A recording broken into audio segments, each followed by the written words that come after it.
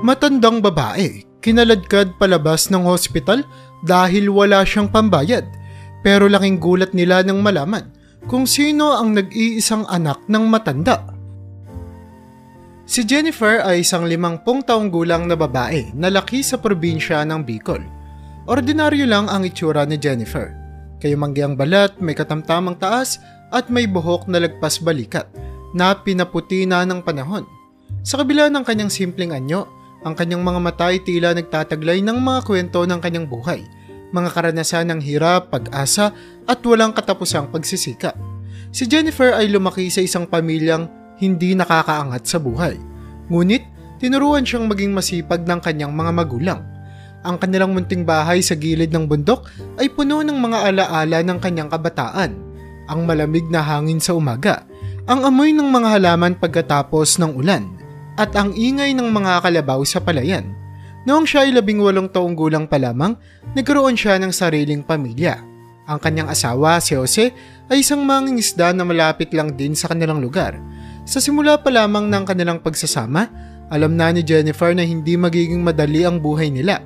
Ngunit sa kabila ng lahat ng kahirapan, nanatili silang magkasama at pinilit nilang makaraos sa bawat araw. Hindi nagtagal, biniyayaan sila ng 2 anak na babae, sina Ana at Liza. Bata pa lamang ang mga ito ay nakita na ni Jennifer ang kanilang potensyal. Sila ang kanyang naging inspirasyon para magsikap ng gusto. Sa umaga, si Jose ay pumapalaot upang mangisda habang si Jennifer naman ay nagbabantay ng kanilang maliit na tindahan sa palengke. Kapag walang customer, naglilinis siya ng bahay, naglalaba at nagluluto ng mga pagkain para sa kanyang pamilya. Ana, Liza, halina, mag-almusal na kayo. Tawag ni Jennifer sa kanyang mga anak habang inilalapag ang isang bandehado ng pritong isda at kanin sa pagkainan. Sige po nanay, sagot ni Ana, na agad bumaba ng hagdan kasunod si Liza. Habang kumakain, nagkukwentuhan ng mag-iina. Nanay, gusto ko pong maging doktor paglaki ko, sabi ni Ana habang sinusubo ang pagkain. Talaga anak? Napagandang pangarap niyan, tugon ni Jennifer, may ngiti sa kanyang mga labi. Pagsisikapan natin yan ha. Ako po, gusto ko pong maging guro, dagdag naman ni Liza, para makatulong po ako sa mga bata na kagaya namin. Napakabuti ng iyong mga pangarap, sabi ni Jose, na kararating lang mula sa panghuhuli ng isda. Basta't mag-aral kayong mabuti, susuportahan namin kayo ng nanay niyo. Sa kabila ng kanilang kahirapan, nagawang makapagtapos sa kolehiyo nina Ana at Liza. Si Ana ay naging isang doktor, habang si Liza naman ay isang guro. Sila ang naging bunga ng mga sakripisyo nina Jennifer at Jose. Bawat patak ng pawis, bawat gabing walang tulog, lahat ay nagbunga ng maganda. Nang makapagtapos na sa kolehiyo ang magkapatid, nagdesisyon ng dalawa na mga ibang bansa para mas mataas ang kitaing pera.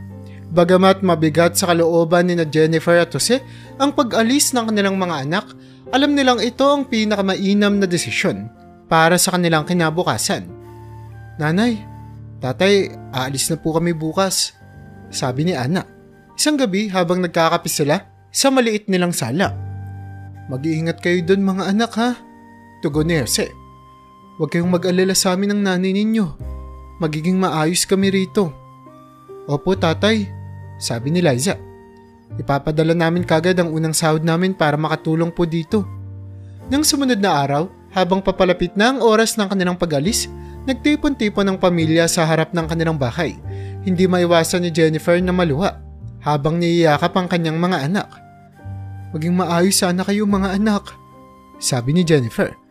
Tandaan ninyo na kahit malayo kayo, palagi kayong nasa aming mga puso at isipan. Opo nanay, sabi ni Ana habang pinupunasan ng luha ni Jennifer. Gagawin namin ng lahat para makapagpadala ng pera dito sa lalong madaling panahon na. At kapag may pagkakataon, uuwi kami para makasama kayo, dagdag naman ni Liza. Puno ng pag-asa ang kanilang mga puso habang lumuluwas sina Ana at Liza patungong ibang bansa. Sa kanilang likuran na iwan sina Jennifer at Jose. Nagmamasid habang unti-unting nawawala sa kanilang paningin ang kanilang mga anak. Bagamat malungkot, dama rin nila ang kasiyahan at pagmamalaki sa mga naging tagumpay ng kanilang mga anak. Lumipas ang mga taon Ang mga padalang pera ni Ana at Liza ay naging malaking tulong sa kanilang pang-araw-araw na pamumuhay. Nakapagpatayo na rin sila ng mas maayos na bahay at nakapag-ipon para sa kanilang mga pangangailangan. Ngunit sa kabila ng lahat ng pag-unlad, nanatili pa rin ang mga alaala ng kanilang simpleng buhay noon. Jose, naalala mo ba noong mga bata pa sina Ana at Liza? Tanong ni Jennifer habang naglalakad sila sa dalampasigan. Oo naman, Jennifer. Parang kahapon lang yun. Sagot ni Jose habang nakatingin sa malayo. Napakabilis ng panahon, hindi ba? Oo, at ngayon malaki na sila at may kanya-kanya ng buhay. Dagdag ni Jennifer. Ngunit palagi silang nasa ating puso. Mahal na mahal natin sila, Jennifer. At kahit anong mangyari, palagi nating susuportahan ang kanilang mga pangarap. Sabi ni Jose habang inahawakan ng kamay ng kanyang asawa. Habang naglalakad sila sa dalampasigan, dama ni Jennifer ang init ng pagmamahal at suporta mula kay Jose.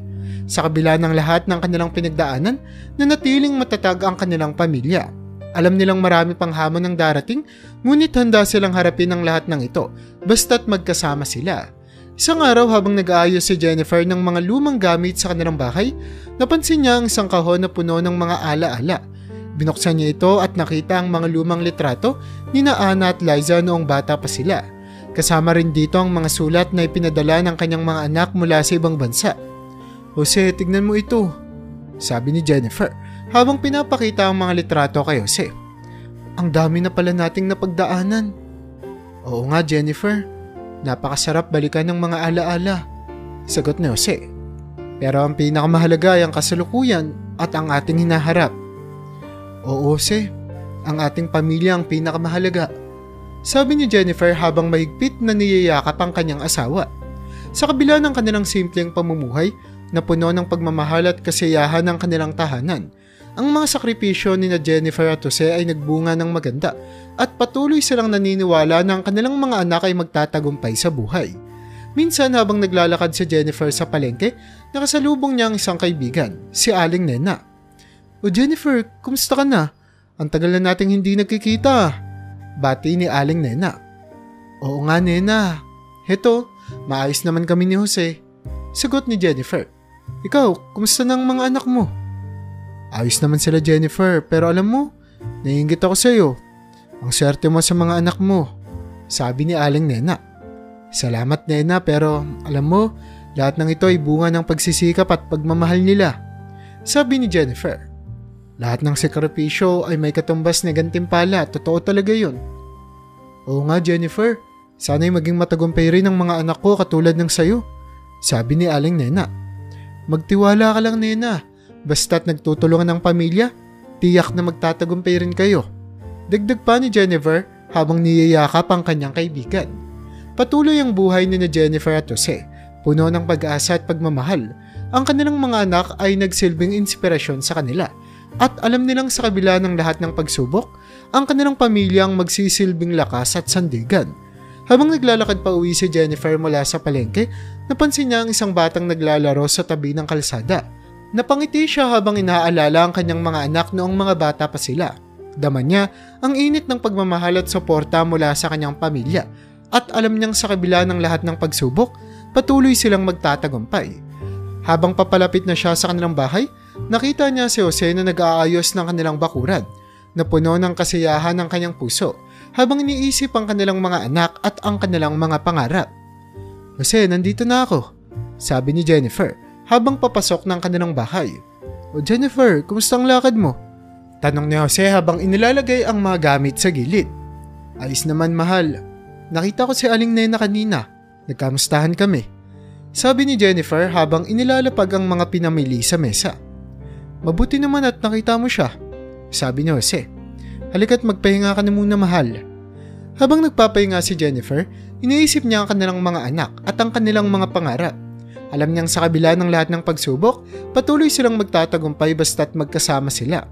Sa mga darating na araw, ang buhay ni Jennifer at Jose ay patuloy na magiging puno ng pag-asa at pagmamahal. Ang kanilang mga anak ay magsisilbing inspirasyon sa kanila at alam nilang sa kabila ng lahat ng pagsubok, patuloy silang magtatagumpay dahil sa kanilang pagsusumikap at pagtutulungan. Bagamat malayo ang kanilang mga anak, dama nila ang pagmamahal at suporta mula sa mga ito. Habang lumilipas ang mga taon, unti-unti nilang napansin ni Jose na sila'y tumatanda na nga talaga. Dati-rati, sabay pa silang naglalakad sa dalampasigan at nag-uusap tungkol sa kanilang mga pangarap para sa kanilang mga anak. Ngayon, tila mas mabagal na ang bawat hakbang at mas madalas na ang paghinga ng malalim. Ang katawan ni Jose, na dati-rati matipunong mangingisda, ay nag-umpisa ng manghina. Si Jennifer, na dati laging maliksi at abala sa mga gawain sa bahay, ay nag-umpisa na ring makaramdam ng pananamlay. Isang umaga habang nag-aalmusal sina Jose, napansin ni Jennifer ang pagiging makakalimutin ng kanyang asawa. Madalas niyang makalimutan ng mga simpleng bagay tulad ng saan niya inilagay ang kanyang mga salamin o kung ano ang pinag-usapan nila kahapon. Jose, kumusta ang tulog mo kagabi? Tanong ni Jennifer habang iniabot ang tasa ng kape kay Jose. Mabuti naman, sagot ni Jose. Ngunit halata sa kanyang mga mata ang bahagyang pagkalito. Saan nga ba natin inilagay ang gamot ko para sa arthritis? Nasa itaas ng aparador, sa tabi ng mga libro natin, sabi ni Jennifer, bahagyang kinakabahan sa madalas na pagkalimot ni Jose. Oo nga pala. Salamat mahal. Tugon ni Jose habang kumikilos ng mabagal patungo sa aparador. Sa kabila ng pagiging makakalimutan ni Jose, nanatiling matyaga at mapag-alaga si Jennifer. Hindi man madali, natutunan niyang tanggapin ang pagbabago sa kanilang mga buhay. Ngunit sa paglipas ng panahon, hindi lang si Jose ang nagbago. Maging si Jennifer ay unti-unti na ring nakaranas ng mga limitasyon sa kanyang katawan. Ang mga dating simpleng gawain tulad ng paglalaba at pagluto ay naging mabigat na para sa kanya. Madalas din siyang mangalay at mahirapang makapaglakad. Isang hapon habang nag-aayos si Jennifer ng kanilang hardin, biglang sumakit ang kanyang tuhod. Napaupo siya sa isang bangko at bahagyang naluha dahil sa kirot. Jose, mahal, parang ang hirap nang gawin yung mga dati nating ginagawa, ano? Wika ni Jennifer habang pinupunasan ng pawis sa noo. Oo nga, tumatanda na nga tayo. Tugon naman ni Jose habang dahan-dahang lumapit sa kanyang asawa. Pero kahit ano pa man ang mangyari, magkasama pa rin tayo. Naging malaking tulong sa kanila ang madalas na pangangamusta ng kanilang dalawang anak na sina Anna at Liza mula sa ibang bansa. Bagamat malayo, palaging naroon ang kanilang suporta at pagmamahal. Isang gabi habang nag-uusap sila Jose, tumunog ang telepono. Si Anna ang nasa kabilang linya. Nanay, tatay, kumusta po kayo dyan? Tanong ni Anna. Ramdam ang pag-aalala sa kanyang boses. Mabuti naman anak. Medyo nahihirapan lang minsan si nanay mo sa paglalakad. Sagot ni Jose. Oo nga anak, pero ayos lang naman kami. Huwag kayong mag-alala dyan. Dagdag ni Jennifer.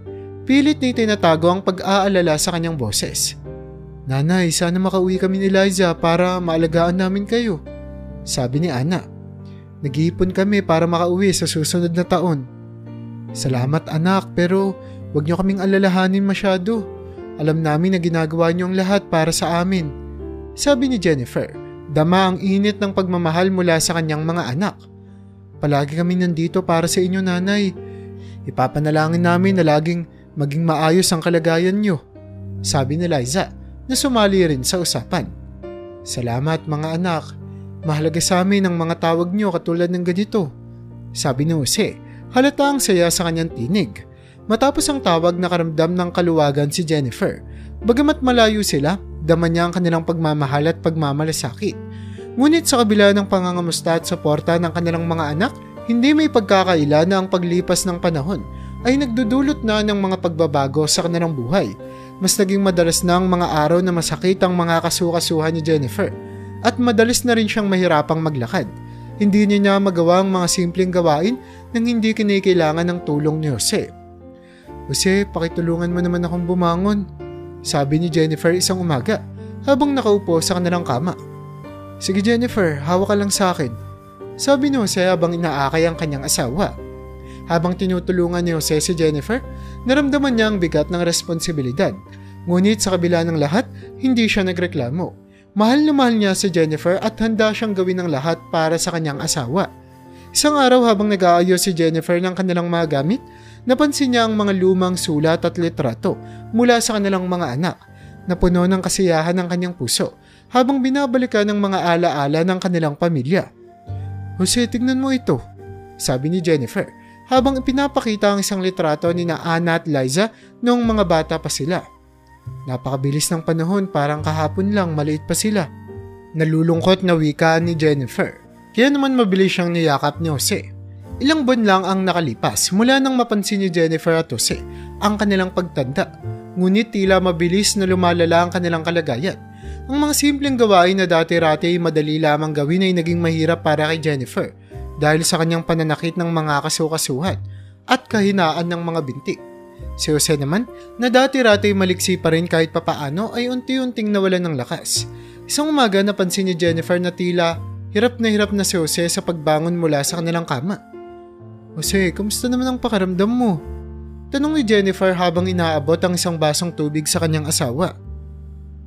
Mahal, parang mas lumalala ang pakiramdam ko, sagot ni Jose na halos walang lakas upang itaas ang baso. Parang walang laman ang katawan ko. Nag-alala si Jennifer sa narinig mula kay Jose. Bagamat sanay na siya sa kanilang mga nararamdaman dulot ng pagtanda, ang kahinaan ni Jose ay tila kakaiba at nakakatakot. Huwag kang mag-alala, Jose, tatawag ako ng doktor para matignan ka, sabi ni Jennifer, pilit na nagtatago ng kanyang takot. Sa kabila ng kanilang kahirapan, nagawa ni Jennifer na makatawag ng doktor upang matignan si Jose. Nang dumating ang doktor, agad na sinuri ang kalagayan ni Jose. Halata sa mukha ng doktor ang seryosong kalagayan ng kanyang pasyente. Ma'am, mukhang kailangan nating dalhin sa ospital ang asawa ninyo, sabi ng doktor. Mas mabuting magamot siya ng mga espesyalista. Napagdesisyonan ni Jennifer na dalhin sa ospital sa kanilang lugar ang kanyang asawa. Isang gabi, habang tinutulungan niyang bumangon si Jose, hindi maiwasan ni Jennifer na lumuha. Alam niyang mabigat ang sitwasyon at tila mas lumala pa ang kalagayan ng kanyang asawa. Jose, kailangan nating pumunta sa ospital, sabi ni Jennifer habang tinutulungan si Jose na magbihis. Kailangan kang matignan ng mga espesyalista. Sige Jennifer, susunod ako sa iyo, sagot ni Jose. Bakit sa kanyang boses ang kahinaan at pagod. Nang makarating sila sa ospital, agad silang sinalubong ng mga nurse at doktor. Inilagay si Jose sa isang kama at sinuri muli ng doktor ang kanyang kalagayan. Ilang oras ang lumipas at dumating ang resulta ng mga pagsusuri. Ma'am Jennifer, kailangan po nating mag-usap, sabi ng doktor habang inaanyayahan siyang umupo sa isang tabi. Dok, kumusta na po ang asawa ko? Tanong ni Jennifer, puno ng pag-aalala. Jennifer, sa kasamang palad, malubha ang kalagayan ni Jose. Meron siyang sakit na kailangan ng espesyal na atensyon at mga kagamitang wala kami rito sa ospital, paliwanag ng doktor. Ano pong ibig niyong sabihin, Dok? Tanong ni Jennifer, halos hindi makapaniwala sa kanyang naririnig. Kulang kami sa mga gamit at pasilidad para magamot si Jose ng maayos. Kailangan nating ilipat siya sa mas malaking ospital na may kumpletong kagamitan, sabi ng doktor na baka sa kanyang mukha ang pag-aalala. Dok, ano pong gagawin namin? Wala kaming sapat na pera para ilipat siya sa ibang ospital, sabi ni Jennifer. Pilit na pinipigil ang kanyang pagluha. Jennifer, ma'am, alam ko po ang sitwasyon ninyo. Ngunit kailangan nating magdesisyon agad. Baka mas lumala pa ang kalagayan ni Jose kung hindi siya magagamot ng tama, sabi ng doktor habang hinahawakan ng balikat ng babaeng si Jennifer bilang pag-aalo. Sa mga sandaling yon, tila gumuho na ang mundo ni Jennifer. Ang bawat segundo ay tila naging isang siglo habang iniisip niya kung paano niya ililigtas ang kanyang asawa. Naalala niya ang kanilang mga anak na nasa ibang bansa at ang pangarap na sana ay makauwi sila upang magkasama-sama muli. Ngunit ang mga pangarap na ito ay tila malabo na sa kasalukuyang sitwasyon. Habang nag-iisip si Jennifer, napansin niya ang isang sulok ng ospital na tila napakaabala. Mga pasyente, doktor at mga nurse ay nagmamadali. Lahat ay may kanya-kanyang ginagawa. Napagtanto niya na hindi siya nag-iisa sa kanyang laban. Marami ang nagdurusa at nakikipaglaban para sa kanilang mga mahal sa buhay. Dok, ano ang mga susunod na hakbang na dapat naming gawin? Tanong ni Jennifer. Pilit na pinapalakas ang kanyang loob. Ma'am, kailangan nating makahanap ng ospital na may sapat na pasilidad. Maaari tayong mapag-ugnayan sa mga ospital sa Maynila o sa mga kalapit na syudad. Ngunit tulad ng sinabi mo, kailangan nating maghanda ng sapat na pera, sabi ng doktor. Paano kami maghahanda ng ganito kalaking pera, Dok? Wala naman po kaming sapat na ipon. Sabi naman ni Jennifer na halos bumigay na sa bigat ng problema. Ma'am, may mga organisasyon naman po at mga taong handang tumulong sa mga ganitong sitwasyon. Kailangan lang nating magtanong at humingi ng tulong. Huwag po kayong mawawalan ng pag-asa. Sabi ng doktor na tila nagbibigay ng liwanag sa madilim na sitwasyon ni Jennifer. Habang nakaupo si Jennifer sa tabi ng kama ni Jose, pilit niyang iniisip kung paano niya mabibigyan ng pag-asa ang kanilang sitwasyon. Naalala niyang mga kaibigan at mga kamag-anak na maaaring makatulong.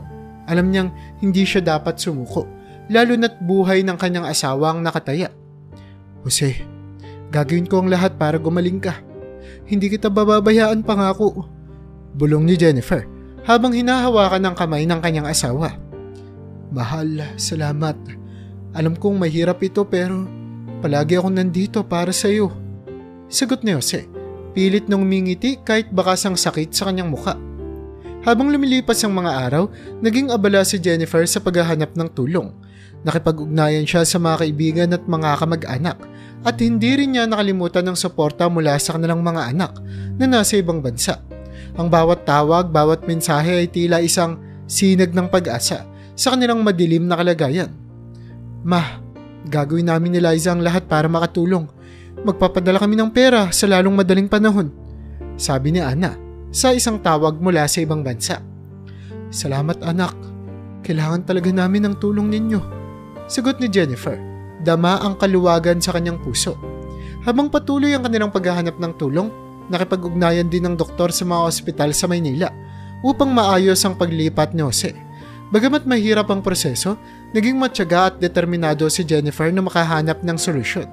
Isang araw habang nag-aayos si Jennifer ng mga gamit nila ni Jose sa ospital, biglang pumasok ang isang nurse na may daladalang balita. Ma'am, may magandang balita ako. Nakahanap na po kami ng ospital sa Maynila na handang tumanggap kay Jose, sabi ng nurse na may ngiti sa kanyang muka. Talaga? Salamat, Diyos ko salamat, sabi ni Jennifer habang niyayakap ang nurse. Sa kabila ng lahat ng hirap at pagod, naramdaman ni Jennifer ang pag-asa na matutulungan si Jose. Bagamat mahirap ang kanilang pinagdadaanan, alam niyang hindi sila nag-iisa sa laban. Sa tulong ng mga kaibigan, kamag-anak, naniniwala siya na may pag-asa pa na magtagumpay sila sa laban ni Jose sa kanyang sakit. Habang inihahanda ang paglipat ni Jose sa Maynila, patuloy na naging matatag si Jennifer. Alam niyang marami pang pagsubok ang kanilang haharapin, ngunit sa bawat hakbang ng kanilang paglalakbay, naroon ang pag-asa at pagmamahal na magsisilbing gabay sa kanilang landas. Sa bawat araw na lumilipas, patuloy na pinapanalangin ni Jennifer ang paggaling ng kanyang asawa at ang kanilang muling pagsasama bilang isang pamilya. Dahil sa posibleng mas lumala pang sakit ni Jose, mabilis na inayos ni Jennifer at ng doktor ang lahat ng kanyang kailangang dokumento at pagsasaayos para sa paglipat ni Jose sa ospital sa Maynila. Isang ambulansyang dumating upang sunduin si Jose at sa buong biyahe, hawak ni Jennifer ang kamay ng kanyang asawa. Pilit na pinapalakas ang loob niya. Jose, malapit na tayo. Makakausap na natin ang mga espesyalista mo, sabi ni Jennifer. Pilit na pinipigilan ang kanyang pag-aalala at mga luha.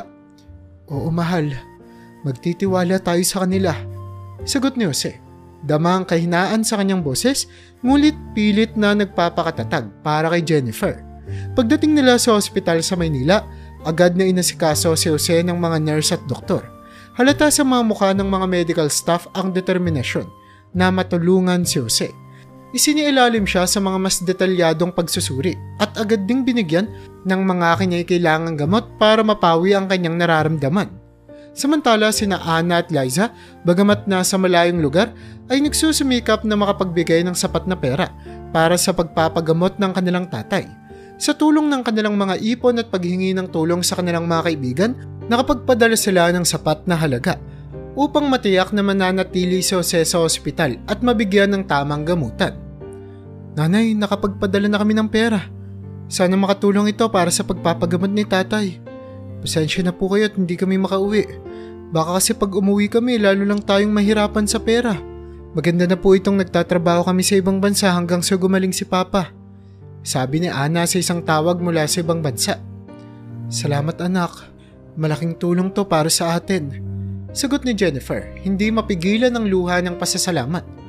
Gagawin natin ng lahat para gumaling ang tatay ninyo. Habang nananatili si Jose sa ospital, si Jennifer ang nag-aalaga sa kanya.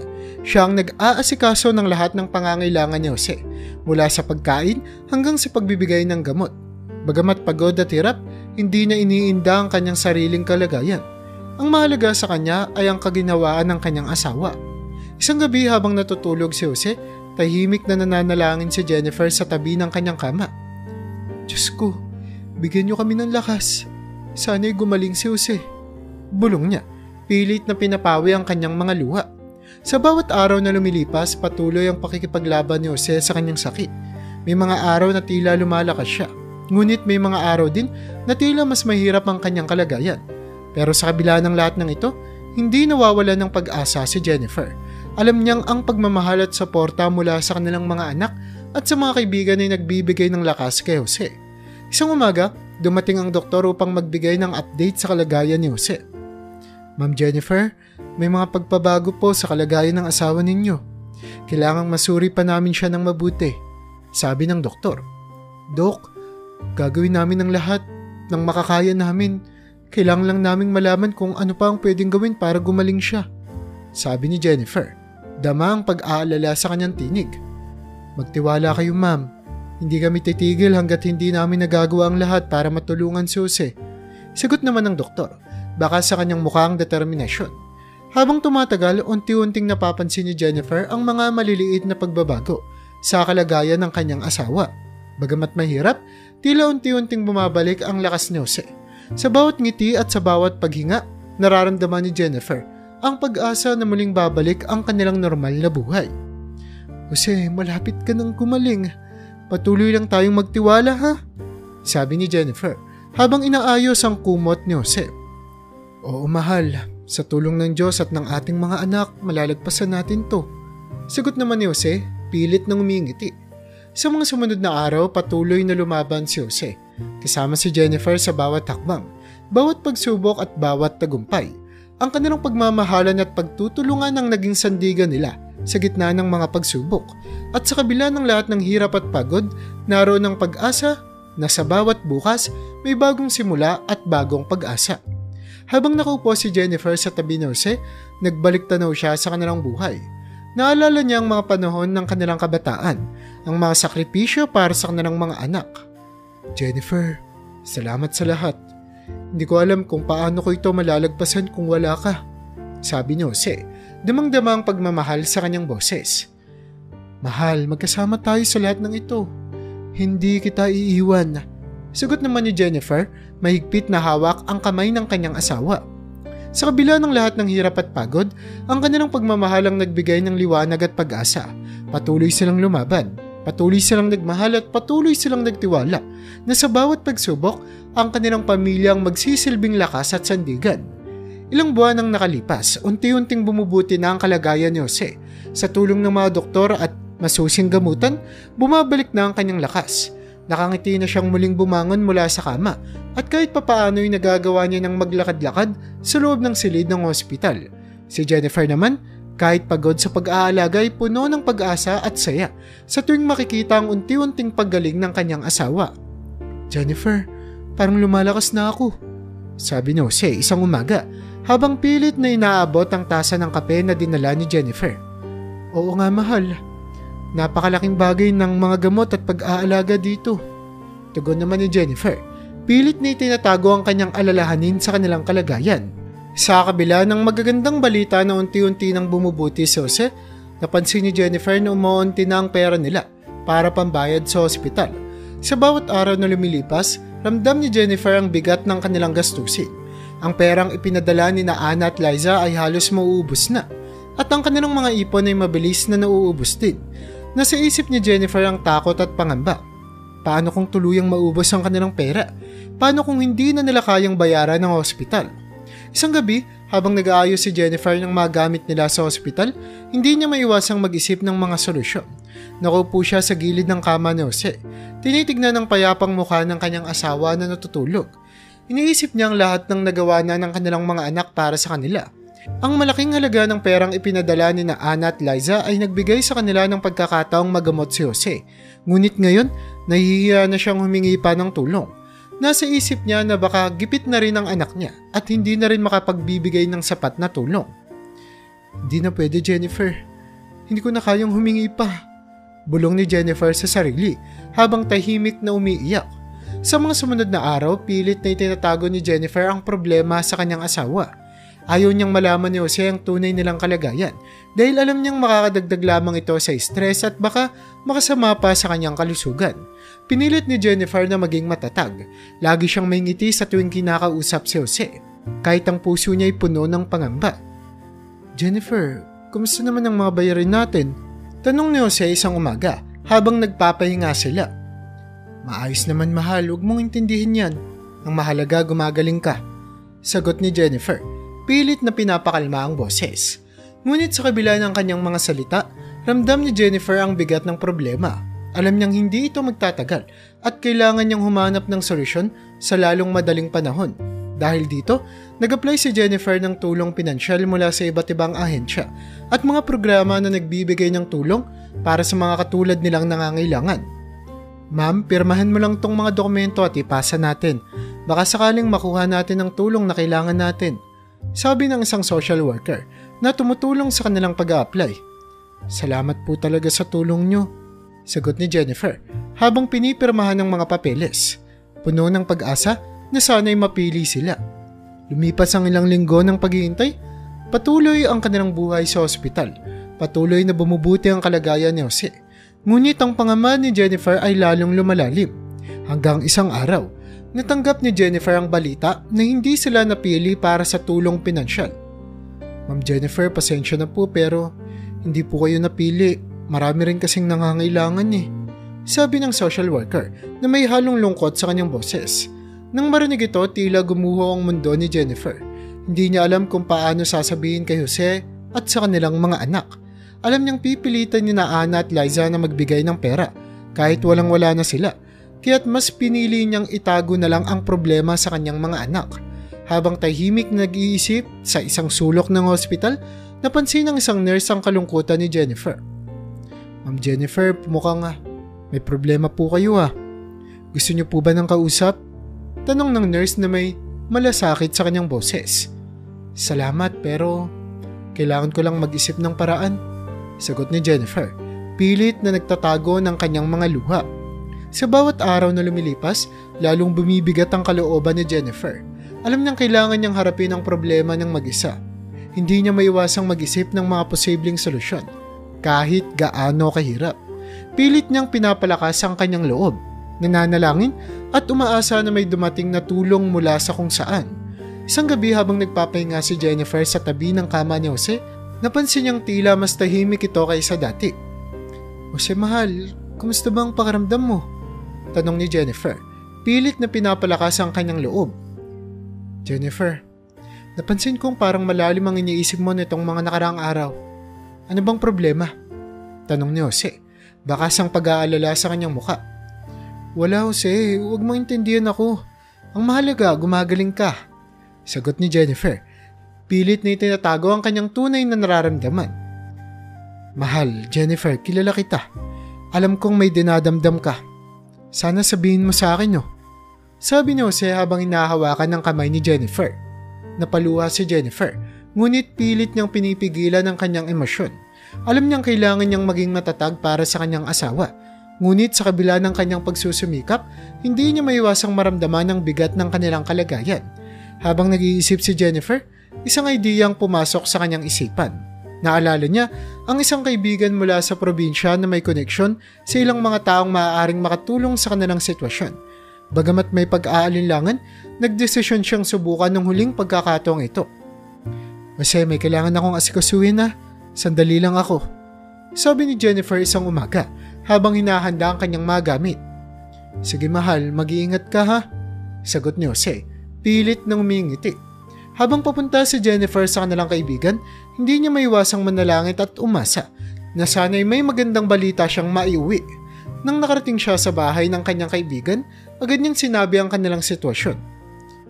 Jennifer, gagawin ko ang lahat para makitulong. May mga kakilala akong maaaring makatulong sa inyo. Sabi ng kanyang kaibigan, puno ng pag-aalala ang kanyang boses. Salamat talaga. Sagot ni Jennifer, habang napapaluha sa pag-asa. Habang bumabalik si Jennifer sa ospital, dala niya ang pag-asa na sa kabila ng lahat ng pagsubok, may liwanag pa ring naghihintay sa kanila. Alam niyang kailangan nilang magpatuloy sa pakikipaglaban at sa bawat takbang, ang pagmamahal at pagtutulungan ang magiging sandigan nila. Pagdating sa ospital, agad niyang niyakap si Jose. Jose, may pag-asa pa tayo. Huwag kang mag-alala, sabi ni Jennifer, puno ng determinasyon at pagmamahal sa kanyang boses. Sa kabila ng lahat ng hirap at pagod, patuloy na lumaban si Jennifer para sa kanyang asawa. Ang kanilang pagmamahalan at pagtutulungan ang naging gabay nila sa gitna ng mga pagsubok.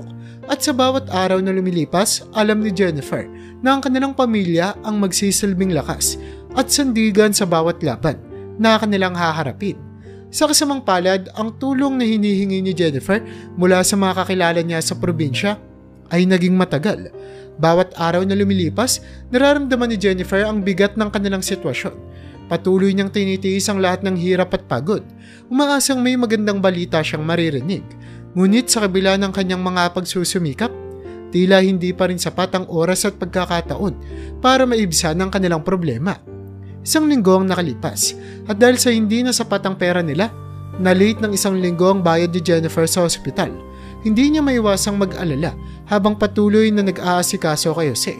Alam niyang may mga batas at patakaran ng ospital na kailangang sundin, ngunit wala siyang ibang magawa kundi ang maghintay at umasa. Isang araw, habang kinakausap ni Jennifer ang isang nurse tungkol sa kalagayan ng kanyang asawa, biglang dumating ang medical director ng ospital. Kilala ang medical director na ito na si Dr. Miranda sa pagiging mataray at mahigpit sa pagpapatupad ng mga patakaran ng ospital. Nang marinig niyang tungkol sa late na pagbabayad ni Jennifer, agad siyang lumapit at kinausap ito.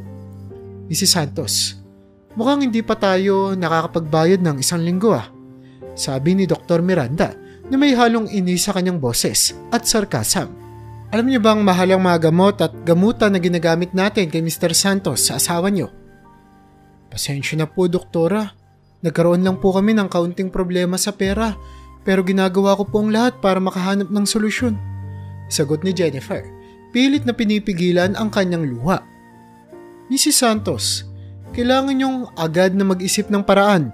Hindi pwedeng palaging late ang bayad niyo. Marami rin tayong ibang pasyente na nangangailangan ng atensyon. Sabi ni Dr. Miranda na tila walang bahid ng simpatya sa kanyang muka. Nang marinig ito, hindi maiwasang manghina si Jennifer. Ramdam niya ang bigat ng kanilang kalagayan at ang paninikip ng kanyang dibdib. Ngunit alam niyang kailangan niyang maging matatag, lalo na para kay Jose. Doktora, gagawin ko po ang lahat para makabayad kami. Humingi lang po ako ng kaunting-kaunting panahon lang po. Sagot ni Jennifer, pilit na nagpapakatatag. Hindi ako ang gumagawa ng patakaran, Mrs. Santos. Meron kayong 1 linggo para makahanap ng solusyon, kung hindi, baka mapilitan kaming itigil ang gamutan. Sabi ni Dr. Miranda bago ito umalis. Pagkalis ng doktora, napaupo si Jennifer sa isang tabi. Damang-dama ang bigat ng kanyang mga problema. Hindi niya alam kung papaano haharapin ang sitwasyon. Alam niyang kailangan niyang kumilos kaagad.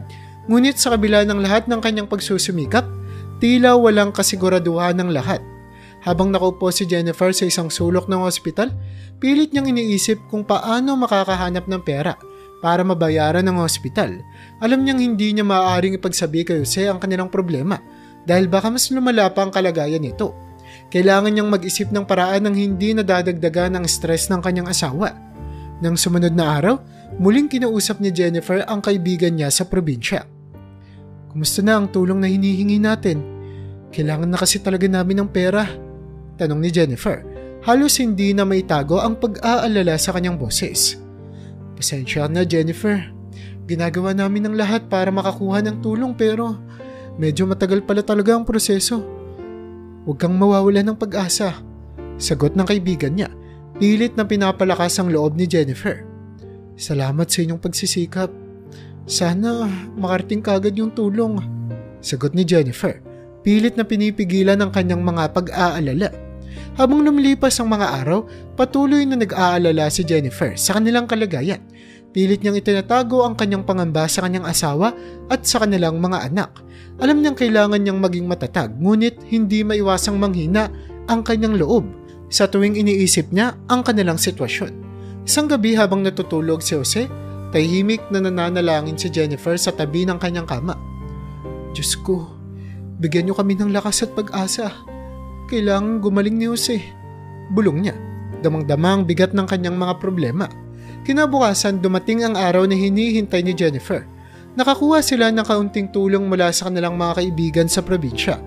Bagamat hindi sapat ang pera para mabayaran ng lahat ng gastusin, kahit papaano'y nakahinga si Jennifer ng kaunti.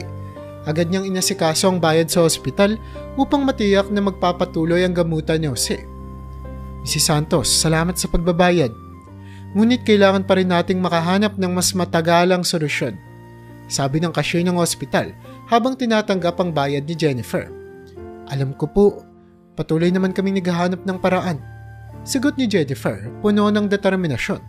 Habang naglalakad pabalik sa silid ni Jose, napaisip si Jennifer sa mga susunod na hakbang na kailangan nilang gawin. Alam niyang hindi pwedeng umasa na lamang sa tulong ng iba. Kailangan nilang mag-isip ng mas matagalang solusyon para sa kanilang sitwasyon. Pagbalik niya sa silid ni Jose, napansin niyang gising na ito at tila nag-aalala. Jennifer, ano ba talagang nangyayari? Alam kong may problema tayo. Tanong ni Jose, pilit na inuunawa ang kanyang asawa. Jose, huwag mo nang intindihin ang mga bayarin. Ang mahalaga ay gumagaling ka, may mga kaibigan tayong tumutulong sa atin. Sagot ni Jennifer, pilit na pinapakalma ang boses. Jennifer, mahal, alam kong mahirap ang sitwasyon natin pero hindi ko kayang makitang nahihirapan ka. Sabi ni Jose, hawak ang kamay ng kanyang asawa. Jose, magtiwala ka lang. Lahat ng ito ay para sa iyo. Gagawin ko ang lahat para gumaling ka. Sagot naman ni Jennifer, habang pinipigilan ang kanyang mga luha. Habang nag-uusap sila, naramdaman ni Jennifer ang bigat ng kanilang sitwasyon. Ngunit sa kabila ng lahat, alam niyang kailangan niyang magpatuloy. Ang pagmamahal niya kay Jose at ang kanilang pamilyang nagbibigay sa kanya ng lakas at pag-asa. Lumipas ang mga araw, patuloy na nakikipaglaban si Jennifer para sa kanilang kalagayan. Naging abala siya sa paghahanap ng ibang paraan upang makakuha ng tulong. Nakipag-ugnayan na rin siya sa iba't ibang organisasyon. Nag-apply sa mga programa at humingi ng tulong sa mga kaibigan at kamag-anak. Isang araw nakatanggap siya ng tawag mula sa isang organisasyon na handang tumulong sa kanilang sitwasyon. Jennifer, natanggap namin ang iyong aplikasyon. May kaunting tulong kaming maibibigay para sa inyo, sabi ng boses sa kabilang linya. Salamat, salamat po talaga, sagot naman ni Jennifer. Halos hindi mapigilan ang kanyang pagluha sa tuwa. Bagamat maliit lamang ang halaga ng tulong, malaking bagay na ito para sa kanila. Nagpatuloy si Jennifer sa kanyang pagsusumika, puno ng pag-asa at determinasyon na malalampasan nila ang lahat ng pagsubok. Sa kabila ng mga pagsusumika at tulong na nakuha ni Jennifer mula sa iba't ibang tao at organisasyon, muli na namang nagkulang ang kanilang pera. Ang mga bayarin sa ospital ay patuloy na nagpapatong-patong at umabot ng 1 buwan nang hindi nila nagawang pagbabayad. Sa bawat araw na lumilipas, naramdaman ni Jennifer ang lalong pagbigat ng kanilang kalagayan. Pilit niyang itinago ang problema kay Jose at sa kanilang mga anak, ngunit alam niyang hindi magtatagal ay kakailanganin niyang harapin ang katotohanan. Isang umaga habang nagpapahinga si Jose, napansin ni Jennifer ang isang pamilyar na anyo na papalapit sa kanilang silid. Si Dr. Miranda, ang mahigpit na medical director ng ospital, ang dumating na may dalang mga papeles. Kita sa kanyang mukha ang pagiging seryoso at walang bahid ng simpatsya. Mrs. Santos, alam kong matagal na kayong hindi nakakabayad. Mahirap para sa amin ang sitwasyong ito. Kailangan niyong mag-isip ng paraan para mabayaran ang mga nagastos ng ospital, sabi ni Dr. Miranda. Malamig ang boses. Doktora, pasensya na po. Alam kong mahirap ang sitwasyon namin pero bigyan niyo pa po kami ng kaunting panahon. Gagawin ko po ang lahat para makalikom po ng pera. Pakiusap ni Jennifer, halos magmakaawa habang pinipigilan ng luha. Mrs. Santos, naiintindihan ko ang kalagayan niyo. Lagi ko ang iniintindi.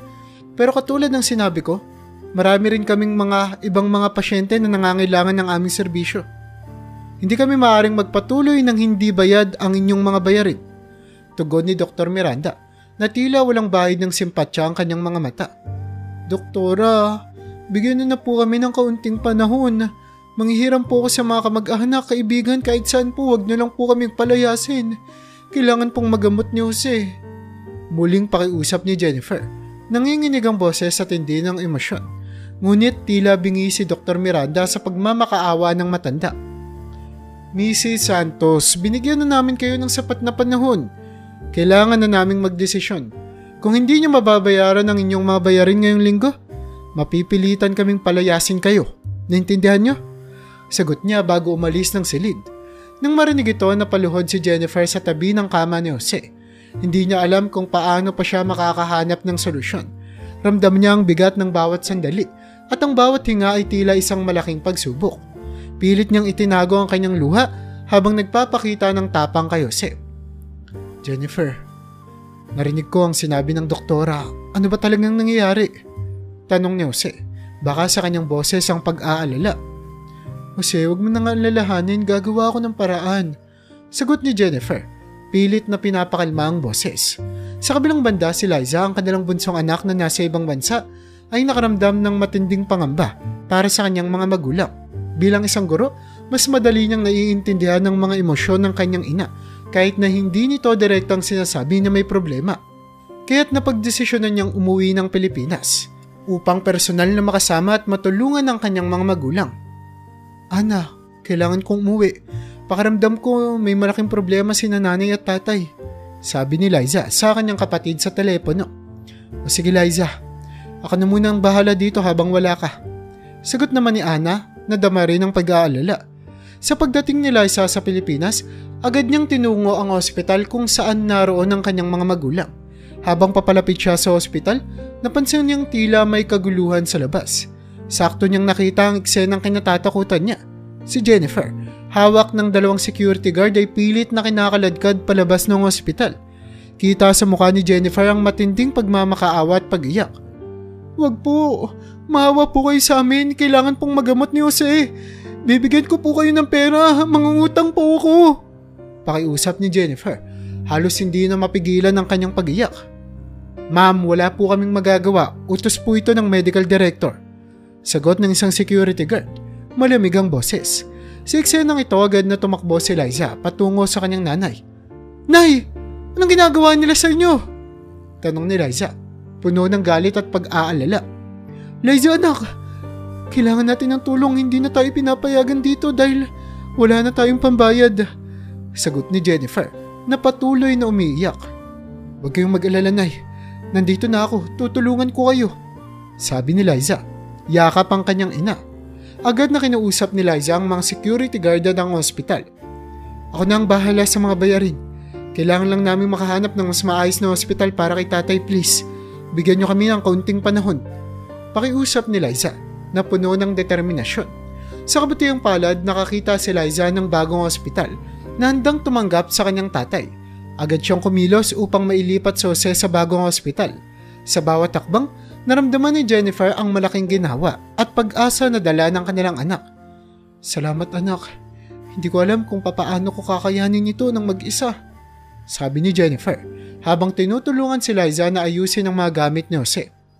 Nandito ako nanay, hindi ko kayo pababayaan, sagot ni Liza, pinipilit nang umiti sa kabila ng kanyang sariling pag-aalala. Habang sinasakay si Jose sa ambulansya, hindi maiwasang magpasalamat ni Jennifer sa lahat ng tulong na kanilang natanggap. Alam niyang malaki pa ang kanilang laban. Ngunit sa kabila ng lahat, naroon ang pag-asa at pagmamahal ng kanilang pamilya. Pagdating nila sa bagong ospital, agad na inasikaso si Jose ng mga medical staff. Si Liza ang nag-asikaso ng mga dokumento at ang pag-aayos ng mga bayarin. Sa kabila ng lahat ng hirap at pagod, ramdam ni Jennifer ang malaking ginawa dahil kasama na nila si Liza sa laban na ito. Nay, magpahinga ka muna. Ako na ang bahala muna kay tatay, sabi ni Liza habang tinutulungan si Jennifer na umupo sa isang tabi. Salamat anak, alam kong mahirap to para sa iyo pero hindi ko alam kung paano namin ito malalagpasan kung wala ka, sagot ni Jennifer. Damang-dama ang pagod ngunit puno ng pasasalamat. Habang nag-aayos si Liza ng mga bayarin at mga dokumento, nagkaroon siya ng pagkakataon na makausap ang mga doktor sa bagong ospital. Ipinaliwanag ng mga doktor ang kalagayan ni Jose at ang mga susunod na hakbang sa kanyang gamutan. Ma'am, gagawin po namin ang lahat para sa inyong tatay. Kailangan lang po nating magtulungan, sabi ng isang doktor na nagbigay ng pag-asa kay Liza. Salamat po, Dok. Gagawin namin ang lahat para makabayad at makatulong sa gamutan ni tatay. Sagot ni Liza, puno ng determinasyon. Habang lumilipas ang mga araw, patuloy na naging masigasig si Liza sa pag-aalaga sa kanyang mga magulang. Siya ang nag-aasikaso sa lahat ng pangangailangan ni Jose, mula sa mga gamot hanggang sa mga dokumento sa ospital. Si Jennifer naman ay nakaramdam ng malaking ginawa dahil alam niyang may kasama na siya sa laban na ito. Sa mga sumunod na araw, nagkaroon ng pagkakataon si Liza. Natawagan ng kanyang kapatid na si Ana upang ipaalam ang nangyari sa kanilang mga magulang sa ospital. Ana, kailangan mong malaman to. Pinalayas kami sa ospital dahil hindi na tayo nakakabayad ng mga bayarin. Nahuli ko si nanay na kinakaladkad palabas ng mga security guard. Sabi ni Liza, puno ng emosyon sa kanyang boses. Ano? Hindi to maaari. Uuwi ako agad, Liza. Kailangan nating tulungan si nanay at tatay. Sagot ni Ana, halos hindi mapigilan ng galit at pag-aalala. Agad na nagplano si Ana sa kanyang pag-uwi sa Pilipinas, kasama ang kanyang nobyo na si David, isang doktor na nakilala niya sa ibang bansa. Nang makarating sila sa Pilipinas, una munang pinuntahan ni Ana ang kanyang mga magulang upang kamustahin ang kalagayan nila. Nay, tay, nandito na ako, sabi ni Ana habang niyayakap ang kanyang mga magulang. Pasensya na at hindi ako nakauwi agad. Ana, anak, salamat at nandito ka na, sagot ni Jennifer. Damang-dama ang ginahawa sa presensya ng kanyang anak. Nay, tay, ito nga po pala si David, ang nobyo ko. Isa siyang doktor at gustong tumulong po sa inyo. Pakilala ni Ana. Magandang araw po, tito, tita. Bati ni David. May paggalang sa kanyang boses. Huwag po kayong mag-alala. Nandito po ako para tumulong. Salamat, anak. Malaking bagay ang pagdating mo dito, sagot ni Jose, na nakahiga pa rin ngunit pilit na nagpapakita ng tapang. Habang nag-uusap sila, sinabi ni David ang balitang magbibigay ng malaking ginhawa kay Jennifer at Jose. Tita, tito, hindi niyo na po kailangan mag-alala. Ang tito ko ang nagmamay-ari ng ospital kung saan po kayo minaltrato. Sisiguraduhin ko na masisisante ang medical doctor na yon, sabi ni David na puno ng determinasyon. Naku, maraming salamat, David. Malaking tulong ang balita mong ito, sagot ni Jennifer na napaluha sa tuwa at ginawa. Opo, tita. Huwag kayong mag-alala. Pinangako ko kay Ana na gagawin ko ang lahat para matulungan kayo at isa pa. Pagmamay-ari din po ng pamilya namin ng ospital kung saan kami nagkakilala ni Ana. May kakayanan kaming siguraduhin na makakakuha po kayo ng tamang gamutan, paliwanag ni David. Nang marinig ito ni Ana, napangiti siya sa kanyang nobyo. David, salamat. Hindi ko alam kung papaano ko kakayanin to nang wala ka. Huwag kang mag-alala, Ana. Mahal kita at mahal ko rin ang pamilya mo, sagot ni David, hawak ang kamay ni Ana. Ikaw naman, ma. Bakit hindi mo naman sinabi sa amin na ganun pala kalaki ang problema mo? Tanong ni Ana sa kanyang nanay. Yumuko naman si Jennifer. Napahawak sa kanyang kamay habang mahinang nagsalita. Pasensya ka na, anak. Alam ko kasing may pinoproblema rin kayo.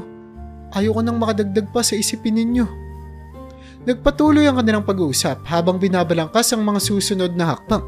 Ipinangako ni David na makikipag-ugnayan siya sa kanyang tito upang masiguro na mabibigyan ng hustisya ang nangyari kay Jennifer at Jose. Sa kabila ng lahat ng nangyari, naramdaman ni Jennifer at Jose ang malaking ginhawa at pag-asa dahil sa tulong ng kanilang mga anak at ng nobyo ni Ana. Kinabukasan, nagtungo si David kasama si Ana sa ospital kung saan nangyari ang insidente. Agad nilang hinarap ang mga kinauukulan at pinaliwanag ang kanilang sitwasyon. Magandang araw. Ako si Dr. David Martinez, pamangkin ni Dr. Fernando Martinez, ang may-ari ng ospital na ito. Kailangan namang makausap ang medical director, sabi ni David, puno ng otoridad ang kanyang boses. Nagulat ang mga staff sa presensya ni David at agad na inireport ang kanyang pagdating kay Dr. Miranda. Hindi nagtagal, lumabas si Dr. Miranda, ngunit baka sa kanyang muka ang kaba at pag-aalala. Dr. Miranda, ako si Dr. David Martinez. Nabalitaan ko ang nangyari sa pamilya ni Mrs. Santos. Ito ay hindi katanggap-tanggap. Ipinagbigay alam ko na ito sa aking tito at sisiguraduhin namin na mayroong aksyon na gagawin laban sa inyo, sabi ni David na hindi itinago ang kanyang galit. Pasensya na po, Dr. Martinez. Hindi ko po intensyon na maksakta ng pamilya. Ginawa ko lang naman po ang aking tungkulin. Sagot ni Dr. Miranda, bakas ang takot sa kanyang boses. Ang tungkulin ninyo ay magbigay ng tamang serbisyo sa lahat ng pasyente. Hindi nyo sila dapat pinapalabas ng ospital na parang walang pakialam sa kanilang kalagayan. Sisiguraduhin ko na hindi na ito mauulit. Tandaan mo yan. Sabi ni David bago tumalikod at iniwan si Dr. Miranda na nag-iisip ng kanyang kapalaran. Pagbalik nila sa bagong ospital kung saan kasalukuyang ginagamot si Jose, agad silang nag-usap ni Jennifer at Liza tungkol sa mga nangyari. Naitay, wag na po kayong mag-alala. Nagawa na namin ang lahat ng kailangan gawin. Makakakuha na tayo ng tamang gamutan para kay tatay. Sabi ni Ana, nahawak ang kamay ng kanyang ina. Salamat anak. Malaking ginhawa ang dala ng inyong presensya. Sagot ni Jennifer, napapaluha sa tuwa. Salamat din sa'yo, David. Hindi namin alam kung paano namin kakayanin to kung wala ka. Sabi ni Jose, pilit na nagpapakita ng lakas. Huwag niyo pong alalahanin. Magkasama po tayo sa laban na ito. At gagawin ko po ang lahat para gumaling kayo. Sagot ni David, puno ng determinasyon. Sa mga sumunod na araw, naging mas maayos ang kalagayan ni Jose sa tulong ng bagong ospital at ng kanilang pamilya. Unti-unting bumabalik ang kanyang lakas. Ang kanilang pagmamahalan at pagtutulungan ang naging sandigan nila sa gitna ng mga pagsubok. Alam nilang marami pang hamon ang darating, ngunit sa bawat hakbang ng kanilang paglalakbay, naroon ang pag-asa na sa bawat pagsubok may liwanag na naghihintay sa kanilang dulo.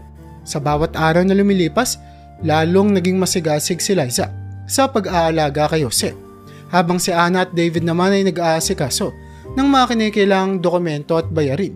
Hindi rin nagtagal, dumating ang balita na natanggal na sa posisyon si Dr. Miranda.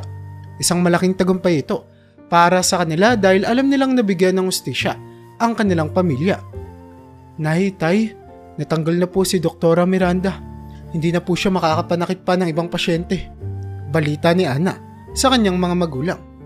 Salamat Ana, salamat David. Malaking bagay ito para sa atin. Sagot ni Jennifer, baka sa mukha ang tuwa at ginawa. Habang nag-aayos sila ng mga gamit sa ospital, naramdaman ni Jennifer ang malaking pagpapasalamat sa kanilang mga anak at kay David. Alam niyang marami pa ang kanilang laban, ngunit sa kabila ng lahat ng hirap at pagod, naroon ang pag-asa at pagmamahal na kanilang sandigan. Nay, magpahinga ka na. Kami na ni Liza ang bahala kay tatay. Sabi ni Ana habang tinutulungan si Jennifer na umupo. Salamat mga anak. Hindi ko alam kung paano ko kakayanin to ng mag-isa. Sagot ni Jennifer, puno ng pasasalamat sa kanyang puso. Makalipas ang ilang linggo ng pag-aalaga at pagsusumika para sa paggaling ni Jose, napag-alaman ni Jennifer at kanilang mga anak na unti-unti nang bumubuti ang kanyang kalagayan. Ang kanilang pagsisikap ay nagbunga at tila unti-unti na nilang natatanaw ang pag-asa. Gayunpaman, kinilangan muling bumalik ni David sa ibang bansa dahil may mga aasikasuhin nito sa ospital kung saan siya nagtatrabaho. Ana, tita at tito, kailangan ko na pong bumalik. May mga pasyente po akong kailangan ding asikasuhin pero wag po kayong mag-alala. Patuloy ako magpapadala ng tulong mula rito. Sabi ni David habang nag-aayos ng kanyang mga gamit. Salamat David. Di namin alam kung paano namin kakayanin ito nang wala ka. Sagot ni Jennifer, baka sa mukhang pasasalamat at lungkot. David, mag-iingat ka ha. Salamat sa lahat ng tulong mo. Mahal kita. Sabi ni Ana habang niyayakap ang nobyo. Mahal din kita Ana. Mag-ingat kayo rito. Patuloy tayong mag-uusap ha. Sagot ni David bago ito tuluyang umalis. Pag-alis ni David, pansamantalang nanatili si Ana sa piling ng kanyang mga magulang. Sa mga sumunod na araw, nagkaroon sila ng pagkakataon na mag-usap ng masinsinan bilang pamilya. Napagdesisyonan ni Ana at Liza na manatili na lamang si Liza sa Pilipinas upang magtrabaho bilang guro sa probinsya. Tay, napag-usapan na namin ni Liza. Mananatili na siya rito sa Pilipinas upang magtrabaho bilang guro. Sabi ni Ana, isang gabi habang nag-uusap sila sa pagkainan. Pero anak, mas mababa ang sweldo ng guro dito sa atin kumpara sa ibang bansa. Paano ka mabubuhay ng maayos? Tanong ni Jennifer, halatang pag-aalala sa kanyang boses. Nay, mas mahalaga sa akin na makasama kayo. Pera lang yan at mas mahalaga ang pamilya kaysa sa pera. Kaya ko naman mag-adjust. Sagot ni Liza. Pilit na pinapakalma ang nanay niya. Anak, salamat. Hindi namin alam kung paano kami mabubuhay nang wala kayo. Pero naiintindihan ko ang pangamba ng nanay mo. Siguraduhin nating magtutulungan tayo. Sabi ni Jose na ngayon medyo malakas na. Huwag kayong mag-alala na itay. Magpapadala rin ako ng pera mula sa ibang bansa. Ang importante magkasama tayo at nagtutulungan. Dagdag ni Ana. Sana ay kung may mga problema kayo sabihin niyo agad sa akin. Pamilya tayo, dapat magtulungan tayo hanggang dulo. Dagdag pa ni Ana habang hawak ang kamay ng kanyang kapatid. Oo ate, pangako. Hindi ko itatago kung may problema. Gagawin ko ang lahat para makatulong dito. Sagot ni Liza, puno ng determinasyon. Sa kabila ng mga alalahanin ni Jennifer, nakaramdam siya ng ginawa dahil sa pagmamahal at pagtutulungan ng kanyang mga anak. Alam niyang hindi madali ang buhay, ngunit sa kabila ng lahat ng pagsubok, ang kanilang pamilya ang magsisilbing sandigan at gabay. Makalipas ang ilang araw, tuluyan nang umalis sa Ana upang bumalik sa ibang bansa. Sa kanilang pag-alis, hindi maiwasang lumuha si Jennifer. Mag-ingat kayo, Ana, at salamat sa lahat. Sabi ni Jennifer habang niyayakap ang kanyang anak. Mahal na mahal ko kayo, Nay-Tay. Mag-iingat po kayo rito. Sagot naman ni Ana habang pinipigilan ang sariling luha. Habang palapit na ang araw ng pag-alis ni Ana, naramdaman ni Jennifer ang bigat ng kanilang kalagayan. Ngunit dama rin niya ang tibay ng kanilang pamilya. Sa kabila ng lahat ng pagsubok, patuloy silang magtutulungan at magmamahalan.